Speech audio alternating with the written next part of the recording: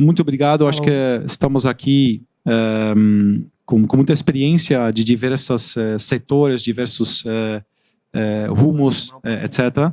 Mas eu acho que a pandemia claramente colocou bem-estar na agenda de muito mais gente do que antes da pandemia, que eu acho que é super positivo. Uma das coisas, talvez, para kick-off aqui muita coisa mudou durante e devido à pandemia. O que está aqui para ficar, né? Para mim, uma questão foi um pico de benefícios para bem-estar, muitas coisas no mercado hoje, muita atenção.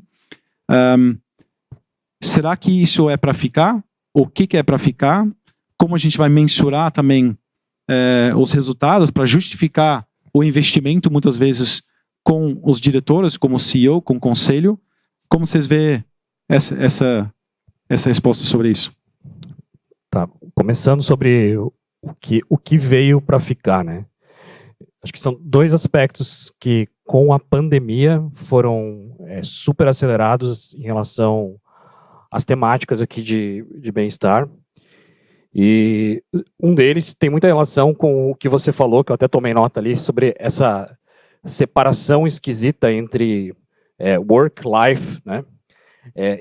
E a pandemia mostrou pra gente que a separação evidentemente não existe, porque a vida das pessoas estava acontecendo ao mesmo tempo que elas estavam trabalhando. E isso ficou muito explícito, e eu acho que isso é uma coisa que não tende a não mudar mais daqui para frente, né?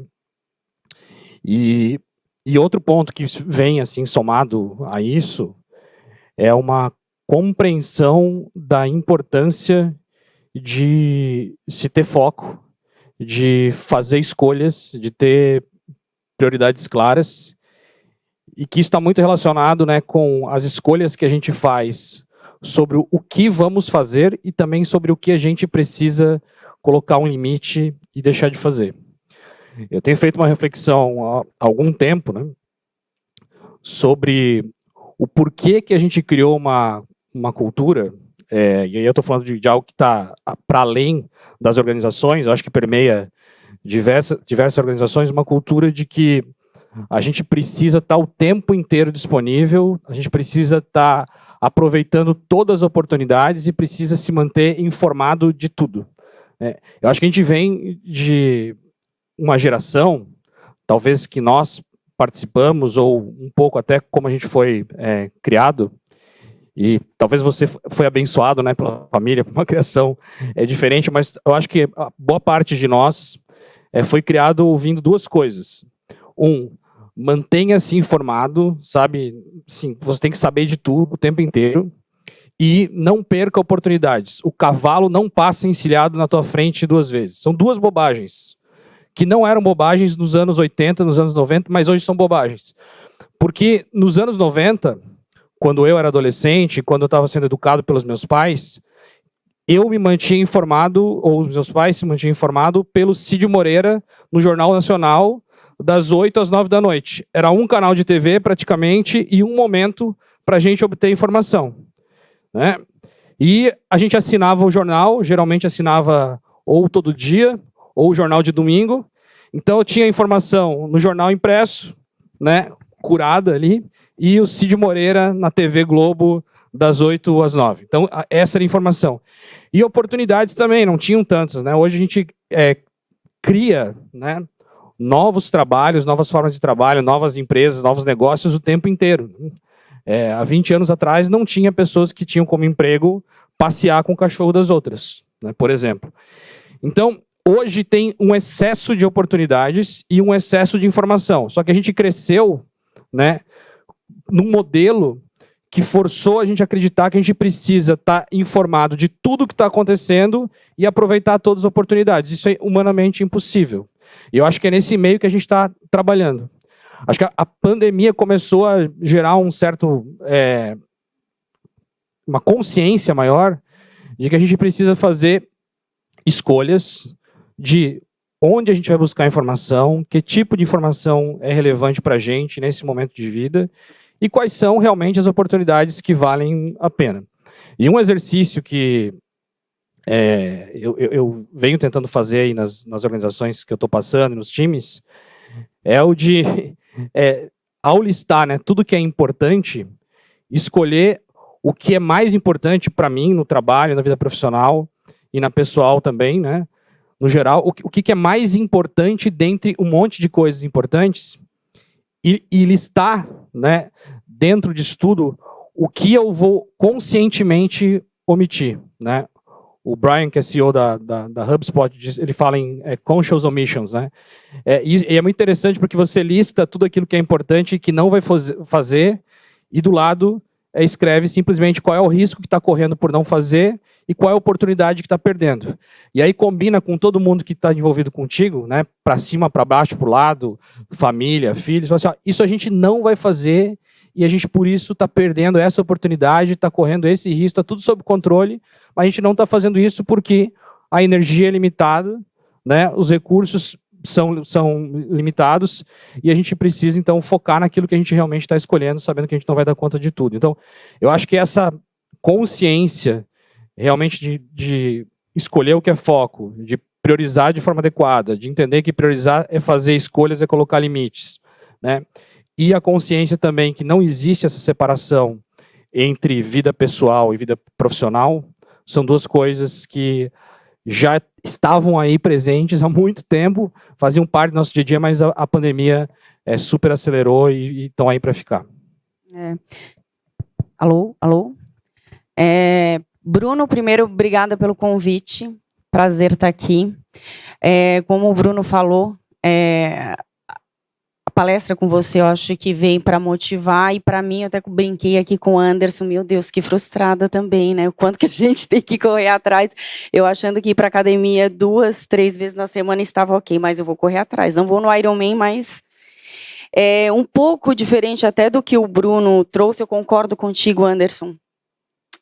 Eu vejo hoje a pandemia até, desculpem até o termo, mas assim, uma bênção, né? Porque eu acho que veio para mudar a vida da gente, a vida da sociedade, a vida das empresas, e trouxe um bom problema, né? Quando a gente... Algo que o bem-estar, eu acho que a gente ficava muito na falácia, mas na prática, na verdade, a gente não fazia. Então, a preocupação com a pessoa, com o colaborador, trazendo, né, para o centro, eu acho que ela vem uma preocupação genuína, porque a gente já tem dados que a produtividade, o engajamento, a atração de pessoas com programas como esse, as empresas começam a pensar diferente. Eu começo a trazer programas como o Dia da Fruta, incentivo à atividade física, e isso como tem transformado a vida das pessoas, esse mindset. Só que para a gente, que é profissional da área de pessoas, acaba trazendo um desafio muito grande que a gente já vem falando há anos. Será que os nossos líderes estão preparados para tudo isso? A gente, como área de pessoas, vem uma pressão muito grande de a gente ficar ligado em olhar os nossos colaboradores, como é que eles estão naquele gráfico espiritual, mental, físico, e preparar o líder, né? E a gente literalmente agora assumir o papel, o protagonismo de ser um facilitador desse processo. Eu acho que Anderson e Gil, acho que pensando, trazendo para o mundo corporativo, eu acho que nos próximos anos, eu acho que esse vai ser o grande desafio. Como que a gente transforma líderes verdadeiramente de alta performance? Acho que é isso. Sim, e uma das coisas conectadas com isso, muitas empresas adquiriram benefícios relacionados ao bem-estar para suas empresas nos últimos 2, 3 anos, né? Muito mais do que antes, e está muito mais coisas disponíveis. Mas eu claramente acredito, a gente estava conversando hoje de manhã, só colocar benefício não vai mudar muita coisa na empresa. Porque a adesão, normalmente, se você só anuncia um novo benefício, não é tão alta. Não está integrada no processo, nos valores, na liderança. E a conexão com performance, eu sinto, quando eu entrevisto, quando eu sento com líderes do mercado, diferentes pessoas de nível diretoria para cima, que a conexão para o líder ainda de bem-estar e resultado, alta performance, é muito difícil. Então, de que forma vocês acham que a gente poderia capacitar líderes sobre esse tema, que eles realmente seja um objetivo, uma meta, e que eles entendem o link entre bem-estar e alta performance do seu time? Porque muitas vezes os líderes que o sintam, eles são obrigados de fazer, ou de falar, ou de dar atenção para esse tema, mas no fundo, e não entenda ainda a relação entre os dois pontos. Vou contar uma história que eu acho que ilustra um pouco como eu acho que a gente pode endereçar essa questão de fazer com que a alta liderança realmente se engaje, né, nas questões relacionadas ao bem-estar. Em 2016, eu fui convidado para assumir como diretor de gestão de pessoas da RD Station aqui em Floripa. Eu aceitei, comecei lá em janeiro de 2017 e nas semanas que seguiram ali, a minha vida ficou complicada porque era muita gente batendo na minha porta dizendo que estava em estado de quase burnout, ou que tinha um funcionário em quase burnout, ou que tinha alguma pessoa no time que estava ameaçando subir no 8º andar aqui do prédio, que fica aqui do lado, né, no Floripa Shopping, e se jogar lá de cima. Tinha gente que estava em casa dizendo que estava em situação, né, de depressão e também com ideação suicida. E eu entrei numa scale-up que tinha que contratar 400 pessoas por ano, e certamente a minha expectativa quando eu entrei não era que eu ia ter que ficar lidando com questões de saúde mental. Isso drenava um monte da minha energia e do meu tempo ali no dia a dia. E eu pensei, preciso endereçar isso de uma forma um pouco mais estruturada. Aí tinha uma pessoa que trabalhava ali no time, a Flávia Cotsias, hoje está no Google em Londres. Chamei a Flávia e falei assim, Flávia, vai pro Vale do Silício, fica um mês lá e vai entender o que está acontecendo e como é que as empresas estão endereçando isso. E a gente voltou, teve um monte de aprendizados e decidiu implantar um programa de acolhimento psicológico, tá? E de suporte subsidiado à psicoterapia, que é algo que eu já tinha feito entre 2012 e 2015 na Caordic, com um recurso destinado a desenvolvimento de pessoas, né? Porque a empresa, eu não tenho um programa de bem-estar, então eu não tenho orçamento para isso. Tá, mas orçamento para desenvolvimento de pessoas para aumentar a performance, tu tem? Tem. Então é o seguinte, desenvolver as pessoas é desenvolver elas física e emocionalmente também. Então, naquela época, lá atrás, eu pegava esse recurso de desenvolvimento de pessoas e falava assim, eu vou desenvolver as pessoas subsidiando elas a fazerem, por exemplo, psicoterapia para que elas estejam num estado emocional melhor. Já tinha essa experiência antes, a gente propôs fazer isso na RD. Mas, como também não tinha orçamento especificamente para isso, eu peguei o orçamento de desenvolvimento de pessoas de novo. E fiz um piloto com a Vitude, que na época era uma plataforma ali que oferecia, né, acesso a psicólogos para pessoas físicas, então não tinha nenhum programa, né, B2B, não tinha o que hoje tem de Gympass, o que tem hoje aqui, né, de GoGood, nessa forma, né, de psicoterapia, ela era muito focado em linkar psicólogos a pessoas que estavam procurando psicoterapia. Chamei eles e falei assim, preciso de um modelo para atender 20 pessoas aqui num piloto. E eram as pessoas que recorrentemente buscavam, né, a gente por estar com dificuldades emocionais psicológicas. Essas 20 pessoas fizeram psicoterapia subsidiada durante um semestre, e no final do semestre uma tinha saído da empresa, mas das 19 que ficaram, 18 falaram, se vocês continuarem pagando parte da minha psicoterapia, eu continuo fazendo porque isso está mudando a minha vida. E detalhe, as 20 eram pessoas que não faziam psicoterapia antes. A gente escolheu especificamente pessoas que não tinham, né, isso como prática. Então, de 19, 18 falaram que se a gente continuasse pagando, a gente faria. Aí eu fiz as contas de como seria levar isso para 600 pessoas, que era o tamanho. E fui para uma reunião com o CEO, com o CFO e com o executivo que cuidava ali de operações, né? Então estava eu como RH, CFO, operações e o CEO. Aí eu estava apresentando o orçamento do ano seguinte e falei assim, ó, tem essas linhas aqui, para a gente ter uma psicóloga para fazer acolhimento e para subsidiar a psicoterapia para o pessoal. Aí o CEO virou para mim e falou assim, Anderson, não vamos fazer isso, porque isso aí a gente já está investindo em otimizar para mediocridade.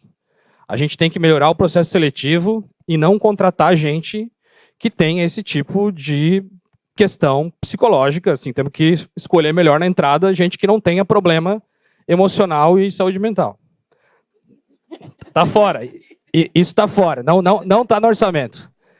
Daí ele continuou e falou assim, imagine você, eu no meu time de executivos, né, tem 10 pessoas que respondem para mim, das quais vocês 3 aqui, pô, o pessoal toma porrada direto, vida difícil pra caramba, ninguém tem esse tipo de problema e precisa desse tipo de coisa, né?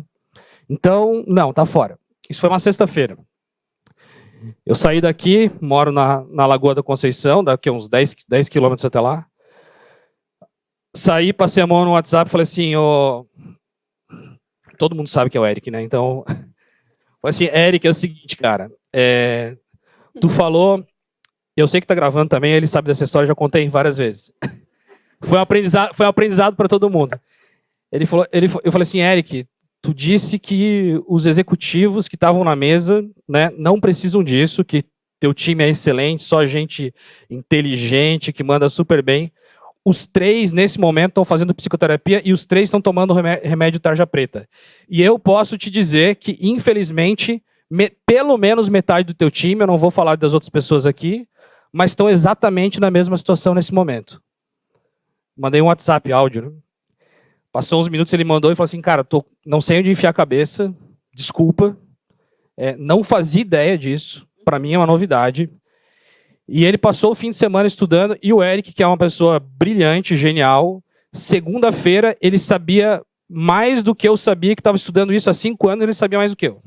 Assim, ele me deu uma aula na segunda-feira de tudo que está acontecendo em termos de saúde mental, como é que são essas coisas, e falou assim, vamos voltar a conversar, a gente vai aprovar isso. A gente aprovou, a gente começou com programas também alinhados a isso de nós, enquanto líderes, né, executivos, gestores, a gente expor as nossas situações, o que a gente fazia para cuidar da saúde, em termos de saúde física, meditação, psicoterapia, tudo isso, né, para mostrar para as pessoas que nós não somos diferentes ou especiais, que a gente também passa por momentos de dificuldade, por sofrimento, que também é difícil ter, às vezes, essa rotina e priorizar as coisas certas, mas todo mundo falando o como, né, em algum momento da vida não estava legal e como hoje tem isso como realmente uma prioridade, né? E isso começou a ter um impacto e as pessoas começaram a procurar, né, esse programa de psicoterapia subsidiada, procurar o acolhimento psicológico, falar mais sobre isso, e ano após ano, imagino eu que até hoje, eu não estou mais lá, saí da RD no ano passado, né?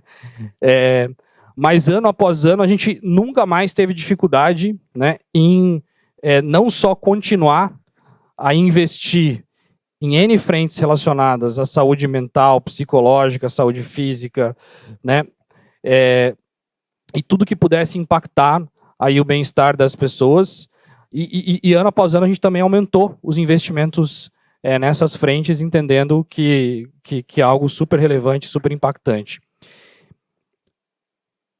E como eu sou chato de dados, né, o Bruno falou que o cara vem de engenharia e trabalha com gestão de pessoas, eu todos os anos, assim, mensurei tudo que eu podia em relação a pessoas na RD, e busco fazer isso na Stone também. Então o pessoal da Pulses aqui depois vai falar um pouquinho, a gente tem os trabalhos em conjunto. Mas uma das coisas que eu cruzei e apresentava isso sempre aos executivos é que aquelas pessoas que a gente tagueia a marca como os high performers, os high potentials, são as pessoas que mais dizem explicitamente que passam por sofrimento emocional no trabalho e que precisam de ajuda. Então é exatamente o contrário do que o Eric pensava e do que talvez a maioria, né, do senso comum pensa. E fica evidente, elas falam assim, eu preciso, porque são as pessoas que mais colocam pressão nelas mesmas, são as pessoas que por serem as melhores, às vezes são as mais demandadas, né? Então, se a gente está pensando em performance organizacional, em valorizar as pessoas que mais performam, a gente precisa ter essa consciência de que essas pessoas potencialmente, por N fatores, né, tendem a ser as que mais sofrem e as que mais vão ser impactadas em questões relacionadas a burnout e saúde mental. Então, assim, ter essa consciência e investir nisso, eu acho que é uma transformação que a gente veio passando, e a gente veio metrificando e entendendo isso. E hoje é uma coisa inquestionável, irrefutável, lá na RD, e é um trabalho que a gente está puxando também ali na Estônia agora. O nível de exigência é grande, né? O burnout é isso, né? O excesso de compromisso. Não que o comprometimento seja um problema, gente, mas tudo que é excesso, né? Lá na Vitro, eu tenho um problema diferente. Um incentivo na pauta do CEO. O CEO, ele tem uma formação, ele é um fisioterapeuta, são co-CEOs, né? Então, aquela loucura de acordar super cedo para correr, aí vem os funcionários e ele fica incentivando para que as pessoas pratiquem esporte, né? Assim, pô, Valesca, eu não tô afim de fazer, assim, cara, vamos lá. Então, assim, é essa energia de trazer essa pauta, principalmente para os C-levels, né? Mas eu queria fazer uma provocação aqui, assim, ó, quando a gente fala em bem-estar, até para ser perceptível para as pessoas, que a gente tem uma tendência a olhar sempre o copo raso. Ah, mas não tem orçamento, a empresa não faz isso e não faz aquilo. Quando a gente estava conversando um pouco antes, né, Gil? Quando a gente fala em bem-estar, ele é tão sistêmico, tão amplo, tem esse olhar holístico, como o Bruno trouxe. Hoje as empresas, com a pandemia de novo, acho que a gente começou a mudar, né, esse mindset. Flexibilidade de trabalho. Isso corrobora com o bem-estar, né, o trabalho híbrido para as empresas que aderiram. Quando a gente fala de retrofit, de ambiente de trabalho, iluminação, ter um ambiente de trabalho aprazível, isso corrobora com a ergonomia, né?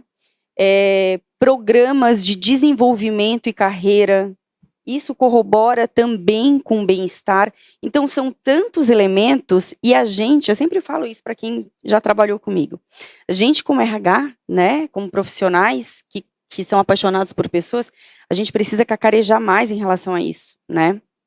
Tangibilizar isso. Toda essa flexibilização e a parte de benefícios, que são os temas higiênicos, que eu falo, lógico que eles são importantes, mas eles são um pedaço, né? Então, toda essa pirâmide, né? Esse ciclo, na verdade, ele precisa estar bem equilibrado. Aí o segredo que vem, né? Como é que eu consigo trazer esse equilíbrio nesse gráfico de pizza? Que nem sempre ele será dividido nos mesmos pedaços, né? E a gente precisa trazer essa consciência, né? Mas o foco e a disciplina, eu acredito que eles fazem toda a diferença na vida da gente. Eu lembro quando eu estava conversando com o Bruno, bem no início da Go Good, eu estava aqui, inclusive, na CAT, a gente sentou para falar um pouco do negócio, do propósito, como a gente garante que o bem-estar dos colaboradores, e com isto reduz sinistralidade do seguro de saúde, que era o inicial propósito, o objetivo do Go Good lá atrás, né, como goal final, como mensura isso, como quantifica isso, e como justifica o investimento para o CEO de benefícios para depois mensurar, às vezes, infelizmente, não no curto prazo, mas mais na médio e longo prazo, o resultado, né? Eu acho que hoje, com toda a questão pandemia, modelo híbrido, etc., e também a gente chama na page Psychological Safety, né? A gente fez um offsite com os líderes na América Latina recentemente e fizemos um exercício, uma dinâmica, não sei em português, mas a segurança psicológica entre nós, para poder falar de vulnerabilidades, de medos, etc. Foi um exercício extremamente rica, que eu acho que é um pouco do que você fez com o Eric, numa provocação. A gente fez isso de uma forma um pouco mais estruturada, porque a gente queria justamente criar essa consciência da importância, mas que as pessoas refletem na sua vida o que está acontecendo em vez de estar naquele cavalo todo dia, performar, fechamento contábil todo mês, fechamento de vendas. Para pensar como você está. Então, eu gosto muito de, sempre que as pessoas saem aqui com alguma dica também, né? Que pode aplicar na sua vida. E uma coisa que a gente, por exemplo, que eu peguei um pouco dessa reflexão com o time da América Latina, é assim, quando você fala com o seu time de maneira individual ou com equipe, perguntar realmente como está. É uma coisa super básica, mas como você está? Antes de falar dos metas, dos targets, dos tarefas da semana, como você está? E como está sua mulher? Como está seu filho? E eu me lembro que você comentou que seu filho foi para o médico semana passada. Foi tudo bem? Esse cuidado tão simples que a gente faz com nossos filhos, ou com nossos pais, ou com nossa família, se a gente coloca um pouco disso no dia a dia, fora dos benefícios, fora da consciência de liderança, isso já traz uma abertura e um impacto gigante. E depois escutar genuinamente o que vem da pessoa na sua frente. Em vez de falar, igual aquela coisa em inglês, né? How are you? A resposta é how are you? O americano não quer saber como você está. É puramente, oi, tudo bem? Oi, tudo bem, né? Mas realmente perguntar como você está. Então, acho que outras dicas vocês dão para o público aqui que podem ser dicas, além de excelentes exemplos que vocês deram, super aplicáveis para amanhã ou segunda-feira sentar com liderança para implementar algo? Eu vou começar fazendo um gancho com isso que você falou, tá? Que é essa de perguntar tudo bem com realmente a intenção de saber se está tudo bem, né? O que eu tenho como prática e eu tenho exercitado isso em workshops, tentado disseminar um pouco. Eu pergunto tudo bem, mas a minha pergunta clássica é perguntar assim, me conta então alguma coisa boa, né? Porque se a pessoa diz que está tudo bem, traz evidências de tudo bem. E é um negócio interessante porque as pessoas não estão acostumadas a alguém fazer essa pergunta. E aí elas perguntam assim, mas tu quer saber na minha vida pessoal ou profissional? Eu falo assim, não sei, eu só quero que tu me conte alguma coisa boa que aconteceu no final de semana, essa semana, hoje, alguma coisa legal que tu comeu, né? Inclusive, teve uma vez que eu estava com um time que estava realmente muito mal emocionalmente, e eu comprei um caderninho e dei para todas as pessoas, eram 30 pessoas, que era um diário, né, em que todo dia você abria e tinha um checklist, onde você anotava ali o que você teve de bom hoje, né? Eu ouvi uma música nova, eu vi uma piada, encontrei alguém que eu não conhecia, porque esse exercício de pensar no que tá bom no teu dia, né, sem ir para ideia de positividade tóxica, mas pensa assim, pô, tudo bem, então o que tá tudo bem? E às vezes tu surpreende, porque a pessoa fala assim, tem coisas legais, mas tem uma coisa que não tá, né, não tá legal, que tá acontecendo na minha frente. Então, acho que essa de perguntar o tudo bem de forma intencional, acho que é um ponto. E somado a isso parar de substituir o tudo bem por, e aí, correria? Sim, correria. Porque, assim, é uma coisa meio maluca. A gente substituiu nos últimos 15 anos o tudo bem por correria. E eu também já experimentei falar para as pessoas assim, não, eu não tô corrido, tô tranquilo, tá tudo calmo. Daí as pessoas olham assim, pensando assim, a pessoa deve estar com algum problema, não está trabalhando, foi demitido, né? Não, assim, simplesmente as coisas estão como elas deveriam ser, estão sob controle. Então, assim, tira essa coisa do correria e pergunta se está tudo bem, mas com vontade e desejo de saber se realmente é tudo bem. Pergunta a pessoa, então conta alguma coisa boa. Tá, e além disso, tem alguma coisa que está incomodando? Sabe, eu acho que isso vai nessa linha. E aí, uma coisa mais estrutural, organizacional, tá? Porque acho que a gente tem que fugir um pouco de só ir para benefício, para ir na linha de assim, pessoal, vamos todo mundo meditar, vamos fazer psicoterapia, vamos fazer exercício, acordar às 5 da manhã, correr. Tem questões que são realmente organizacionais, né? Eu digo que bem-estar tem 3 pilares, são suporte, que é tudo isso que a gente faz de benefícios, de acolhimento, né?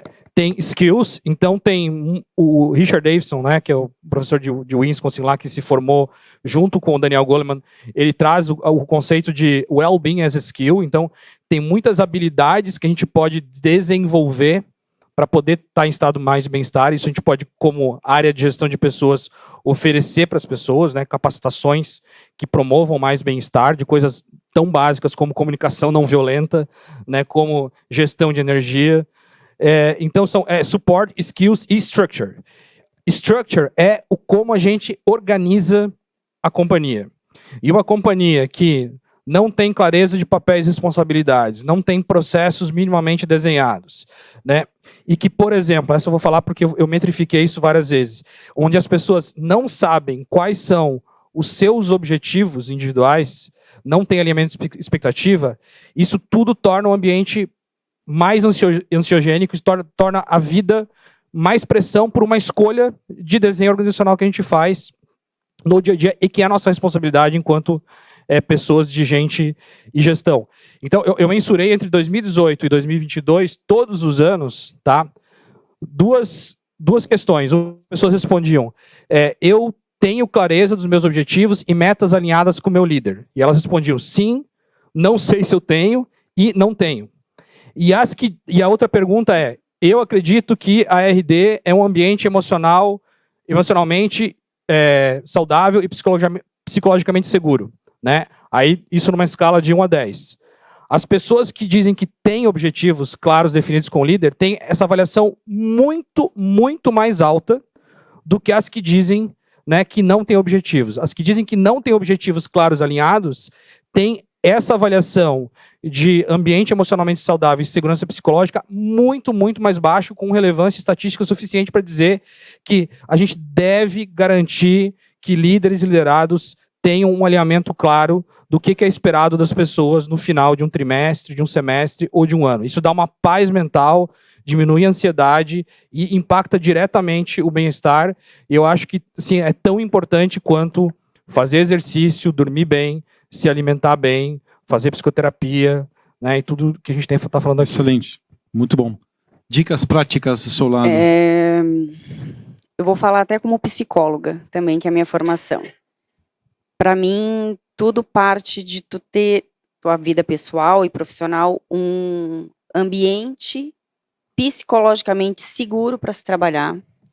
A gente tem um ambiente onde a gente tem uma relação onde tu possa ser vulnerável, colocar as suas fragilidades e potencialidades, não só potencialidades, porque nós somos seres humanos, gente. A gente tem altos e baixos como todo dia e ter a liberdade de chegar para o gestor ou até um colega de trabalho e dizer, hoje eu não estou legal, né? Então, a gente criar esse ambiente também é um desafio na empresa. Eu acho que a gente, como corporação, como companhia, a gente vai muito no modus operandi, tem uma tendência muito grande a empacotar tudo. Então, ouvir mais as pessoas que trabalham com a gente. O que eu quero dizer com ouvir? Por meio de pesquisas, com base científica, sim, mas a conversa. E um pouco do que você falou, eu acho que, olhando uma pirâmide, eu acho que o CEO, né, a cultura da empresa, que é representada ali por essa pessoa, né, a cultura quem faz somos todos nós, mas o CEO, ele faz toda a diferença e tu acaba desdobrando isso. Quando eu entrei na empresa, na Vitro, que eu tive a primeira conversa com o CEO, eu não esperava, eu estava esperando assim, quais são as suas expectativas profissionais, quais são... E ele me perguntou, eu me deparei exatamente como você falou, Anderson, quais são os seus sonhos? E eu perguntei, mais profissional ou... e é exatamente isso, então por trás, né, a gente não é um número, né, antes do número vem a pessoa. Poxa, ele está querendo saber com quem eu sou casada, quem é o meu filho, poxa, que cara legal. Aquilo ali começa a te engajar de um jeito, e penso o que eu fiz? Comecei a desdobrar isso para o time, que consequentemente começa a vir esse ciclo virtuoso.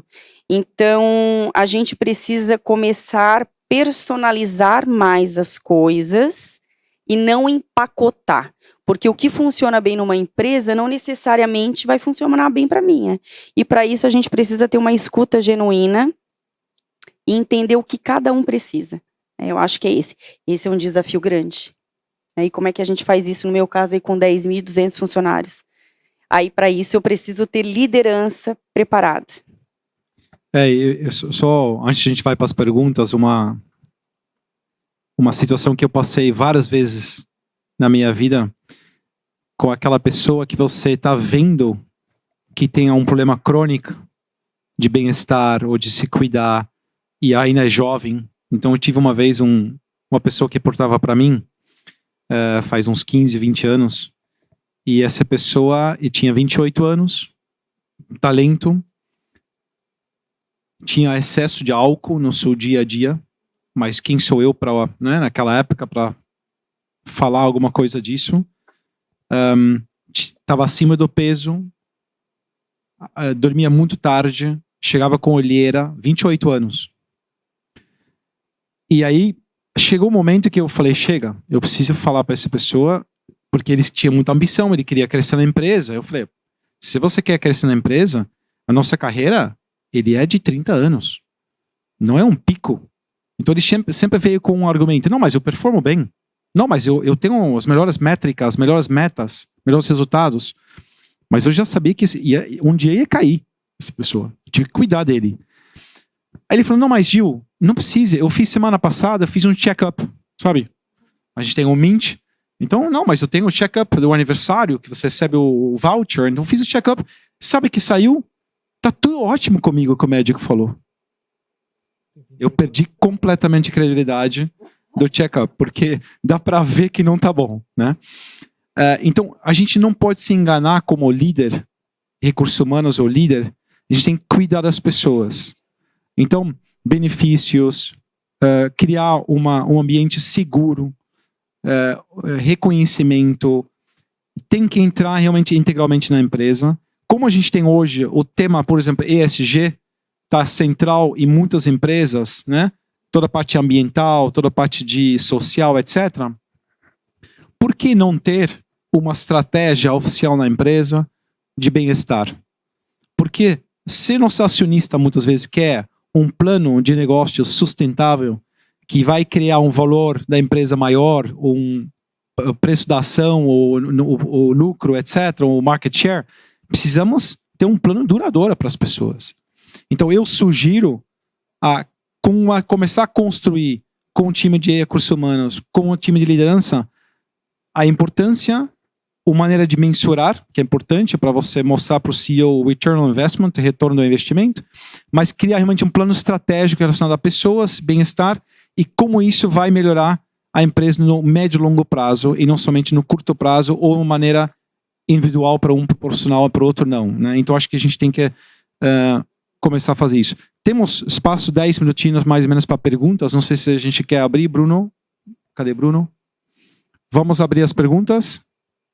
Tem pergunta? Como vamos organizar, Bruno? Ajuda aí. Vou ajudar aqui.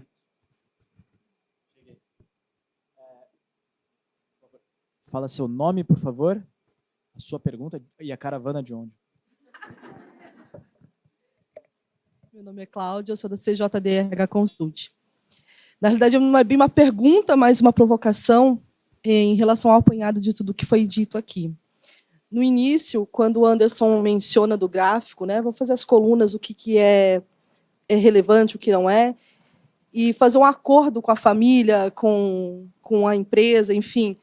Isso me remeteu muito à questão da comunicação, né? Como a comunicação, ela, em qualquer aspecto, ela está envolvida e a gente acaba muitas vezes deixando ela de lado, né? A gente fala muito do feedback, mas a gente acaba não fortalecendo isso dentro das organizações. E talvez isso seja também um pilar para que a gente fale de alta performance. Talvez não, acredito que sim mesmo. E a outra observação que eu faço, uma provocação, quando a gente fala assim, depois da pandemia, a Valesca mencionou isso, a gente começou a olhar muito mais a saúde mental. Mas será que a gente não se perdeu lá atrás, em algum momento? Porque a gente já falou de QVT há muito tempo atrás. Não sei se alguém aqui da época, né, daí a gente revela a idade, mas a questão de quando a gente tinha aquelas figurinhas, né, para ver como que cada colaborador estava dentro da organização, para como eu vou me relacionar a ele. Por que isso se perdeu? Como se perdeu? Será que talvez a gente não está tentando encontrar algo que a gente começou e não teve um meio e a gente, obviamente, não deu continuidade nessa tratativa? E aí, sim, agora nós estamos doentes, né, num bom sentido. Então, faço essa provocação de fazer essa análise, porque senão a gente começa sempre, é um novo. Mas será que realmente é um novo? Será que a gente não precisa retomar o arroz com feijão e trazer ergonomia, por exemplo. Ergonomia nas empresas, antes era meio que lei aqui no Brasil, Gil. A gente tinha isso, tinha até os exercícios laborais, né? Ia uma pessoa da educação física lá fazer. E isso se perdeu. Por que se perdeu? Como nós nos perdemos nesse meio, né? Então, seria mais uma provocação de tudo isso que a gente falou hoje. Eu acredito Obrigado. que não é minha opinião. Eu acredito que não é que a gente se perdeu. Eu acho que a intensidade, minha opinião, tá? O valor à vida, a essas questões, elas se intensificaram genuinamente. Né? A gente teve perdas homéricas, né, no mundo inteiro. Então, eu acho que teve uma intensificação. E teve um momento que talvez não foi tão prioridade, porque era o feijão com arroz. Eu acho que hoje não é só o feijão com arroz, é o centro. Eu acho que a gente se perde em algumas coisas, tá? A gente se perde em querer ficar seguindo tendência o tempo inteiro, que é uma bobagem. A gente se perde em querer o tempo inteiro, que é outra bobagem. Né? E a gente se perde em não ser consistente. E assim, as vitórias que a gente tem na vida, né, na carreira, lá na Michael Page, o exemplo ali do gráfico da evolução de performance, assim, é por consistência. Então, se tem alguém que já viu falando em outros lugares ou que já trabalhou comigo, sabe que eu tenho falado há muito tempo sobre não inovar em RH, mas sim fazer as coisas mais básicas muito bem feitas. Né? E tem uma coisa que é a coisa mais básica da vida, quem já teve 3 filhos sabe, que a gente esqueceu de fazer, que é respirar. E tanto no sentido fisiológico, quanto no sentido metafórico figurado. Porque respirar é um exercício de, sabe, entre o inspirar e o expirar tem um tempo, tem uma pausa, né? O sono é uma forma de respiração metafórica aqui, no que eu estou colocando. Mas a gente esqueceu da importância de respirar. Respirar tem tudo a ver com como a gente se auto-percebe, como a gente se autorregula. E é super básico, né?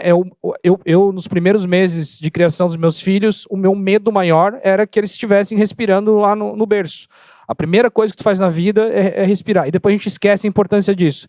E isso, só para colocar como exemplo de N outras coisas que são muito básicas e importantes no nosso dia a dia e que a gente sabe e que a gente não faz. A gente está aqui discutindo de novo algo que parece óbvio, que é o bem-estar, e que talvez quando a gente fez a nossa formação em gestão de pessoas, lá na década de 90, 2000, né? Quando a gente fez a formação, os professores já falavam sobre isso. A gente olhava, pô, é legal, isso é importante. Mas a gente não executava. Né? Então, assim, a gente tem que voltar para aquelas coisas mais simples, mais básicas, executar isso bem feito e sair um pouco dessa coisa de seguir tendência, de olhar para a grama do vizinho, de querer ficar inovando, de tecnologia em RH, porque é o basicão. Sair da correria. É o basicão. Papo reto, entende? Conversar com as pessoas, ouvir de verdade. Menos é mais, literalmente. Mas eu acho que tem outro ponto que eu concordo com os seus pontos. Eu acho que hoje, não somente depois da pandemia, mas hoje em dia, nós temos muito mais acesso a dados de situações iguais do passado, mas hoje a gente tem acesso a dados e as pessoas têm mais segurança de demonstrar vulnerabilidade também. Então, em relação à depressão, em relação a pensar sobre suicídio, esse tipo de coisa, burnout, o nível de burnout, eu não acredito que ele é mais alto. Ele sempre teve. Só que hoje está sendo mensurado de forma adequada. E as pessoas querem falar, tem não orgulho, mas tem, como chama isso? Eles não têm medo mais de falar. E tem mais voz, exatamente. Então, muitas coisas eu acho que não mudou tanto, mas a gente mensura melhor, tem mais abertura de falar. Então, eu acho que isso é positivo, mas só o cuidado de dados, mesma coisa de data, A gente tem tanta data disponível que a gente se perde a essência, perde a consistência. Nada muda. Alimentação saudável. Eu tive sorte, sim, com meus pais, sim. Minha mãe fala até hoje. Não existe milagre. O prato saudável é igual a décadas. Então, por mais que tem dietas, tem dicas, tem whatever, as coisas básicas funcionam, gente, né? Tem uma coisa simples na minha empresa que que a gente implementou é sexta-feira sem reuniões, né? Ou sexta-feira à tarde sem reuniões, para as pessoas entrarem no seu... Eu queria sexta-feira à tarde inteira, mas algumas pessoas falam, não, só à tarde, porque senão perde produtividade, né? Mas eu queria que a pessoa entrasse no final de semana mais tranquila do que aquelas reuniões virtuais um depois do outro. A pessoa entra assim na sexta-feira à tarde lotada de coisas. Relaxa. Então, uma coisa que, se você vai para empresas, principalmente nos Estados Unidos, que são benchmark em produtividade, com bem-estar, não é só pelos benefícios. É por regras muito claras de, por exemplo, não colocar em CC, em copy, todo mundo no e-mail. Eu sou CEO. Se eu falar quantos e-mails eu recebo que não faz nenhum sentido eu ter sido copiado, e o tempo que eu gasto com isso, e quando eu falo, eu mando às vezes uma mensagem para os níveis de liderança, vão parar de CC pessoas que não precisam, que não está direcionada no e-mail. Então tem coisas muito práticas, né? Não vamos entrar nas redes sociais, que eu acho que a gente perde muito tempo, e eu acho que não agrega tanto, não todos, e não sempre. Então existem muitas coisas práticas na empresa, na nossa vida, básicas. A consistência, implementar, mensurar e continuar fazendo sempre, resolve muita coisa, né? Não quero acabar com a inovação, porque eu sou muito fã, mas concordo contigo. Mais perguntas? Ali. Tem mais 5 minutos. Deixa eu ver. Já levantem a mão quem Ali, quer fazer esquerda. pergunta. Não, tá certo. Essa aqui vai... Mais alguém? Mais alguém? E a gente faz mais uma depois da dela. Dou-lhe uma. Deixa eu chegar aí. Já vou fazer um pedido para vocês, pessoal. Quem tiver com mochila usando na cadeira, por favor, liberem. Graças a Deus a sala tá cheia para a gente otimizar e aproveitar bem o espaço. Pode passar para ela, por favor?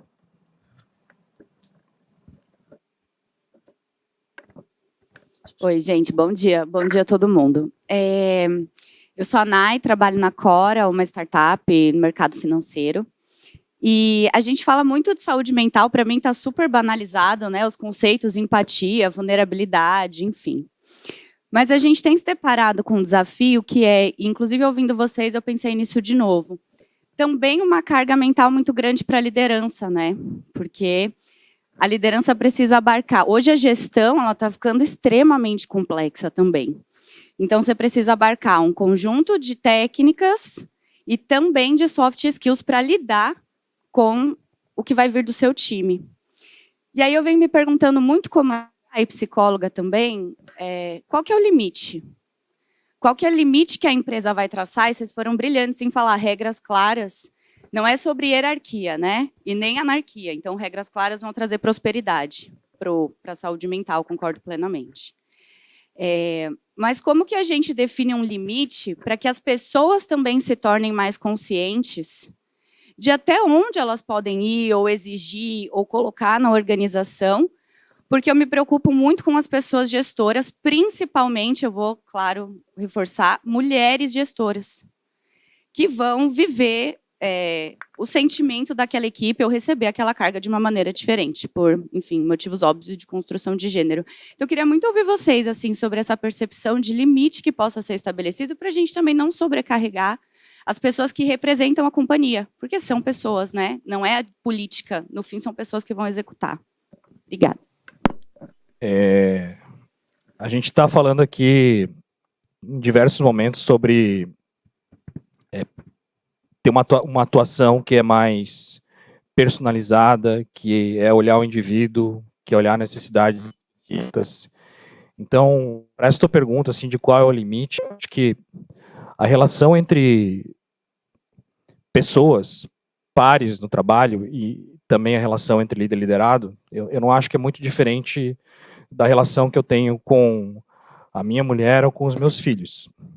E o limite, quem estabelece, é o limite daquelas pessoas, naquela relação, naquele contexto, naquele momento.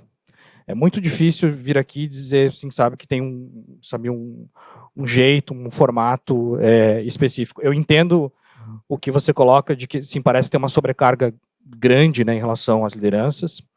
Tem um livro publicado pelo Gallup há 2 anos atrás, que se chama It's the Manager, que é muito legal, e a conclusão que eles trazem no livro ali, a partir de muitos dados, de muitas pesquisas, é que praticamente tudo que acontece numa organização, em termos de resultados, em termos de clima, de cultura, a responsabilidade é do gestor. A gente está nessa posição porque nos escolheram, ou, né, de alguma forma, nos escolhem no dia a dia, né, com um conjunto de expectativas. A gente, de alguma forma, assim, é remunerado por isso, é nos dado algum poder de execução, né, em relação a isso. Então, ter consciência do que significa liderar e de que as pessoas vão realmente depositar na gente, né, muita expectativa, eu acho que é importante. A gente precisa trabalhar melhor as pessoas, às vezes até antes delas aceitarem estar numa posição de liderança, para entender isso.